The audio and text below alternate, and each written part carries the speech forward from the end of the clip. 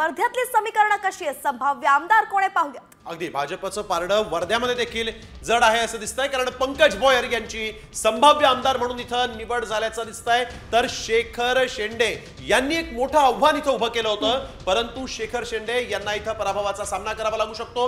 वर्ध्यामध्ये बंडखोरांनी देखील मोठ्या प्रमाणात डोकंवर काढलं होतं, परंतु वर्ध्याच्या नागरिकांनी भाजपच्या पंकज भोयर यांना निवडलेलं आहे असं सध्या तरी या ठिकाणी पाहायला मिळतंय। शंकर शेंडे यांना इथं पराभवाचा सामना करावा लागू शकतो, ही महत्त्वाची बातमी आपण बघतोय। पंकज भोयर यांच्यासाठी आनंदाची बातमी आहे, कारण संभाव्य आमदार म्हणून त्यांचं नाव इथं समोर आलेलं आहे। वैष्णवी, संभाव्य आमदार म्हणून पंकज भोयर जे आहेत त्यांच्या विजयाची कारण काय जाणून घेऊयात आमच्या प्रतिनिधींकडून।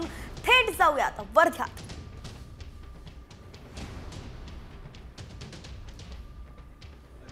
या वर्धा जिल्ह्यामध्ये काँग्रेसचे मोठ्या प्रमाणात प्राबल्य होते, मात्र 2014 पासून हळूहळू या ठिकाणी काँग्रेस कमी होत गेली।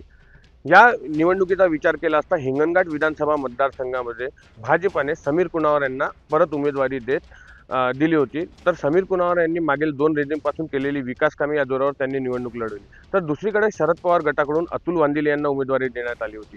एकीकडे जातीचं समीकरण पाहून या ठिकाणी उमेदवारी तर देण्यात आली, मात्र कुणावर यांनी केलेली कामे आणि त्यांचे जनतेसोबत असलेला संपर्क पाहता कुणावर यांचं पारडं या ठिकाणी जड असल्याचं सांगितलं जात आहे। दुसरीकडे वर्धा विधानसभा मतदारसंघाचा आपण विचार केला तर या ठिकाणी भाजपाने तिसऱ्यांदा पंकज भोयर यांना उमेदवारी दिली आहे। पंकज भोयर हे विजयाच्या हॅट्रिककडे वाटचाल करत असल्याचं काही जाणकारांचं मत आहे, कारण या ठिकाणी काँग्रेसने शेखर शेंडे यांना चौथ्यांदा उमेदवारी दिली आहे। यापूर्वी 3दा शेखर शेंडे पराभूत झालेले आहे, मात्र जातीय समीकरण लक्षात घेता शेखर शेंडे यांना उमेदवारी देण्यात आल्याचं काही लोकांनी सांगितलेलं आहे। यामुळे पंकज भोयर पुन्हा या मतदारसंघातून विजय होतील असं जाणकार लोक सांगतात। तिसऱ्या ठिकाणी आर्वी विधानसभा जो मतदारसंघ आहे, या मतदारसंघामध्ये भाजपाने आपल्या विद्यमान आमदाराला तिकीट कापत देवेंद्र फडणवीस यांचे मानस सचिव असलेले सुमित वानखेडे यांना उमेदवारी दिली।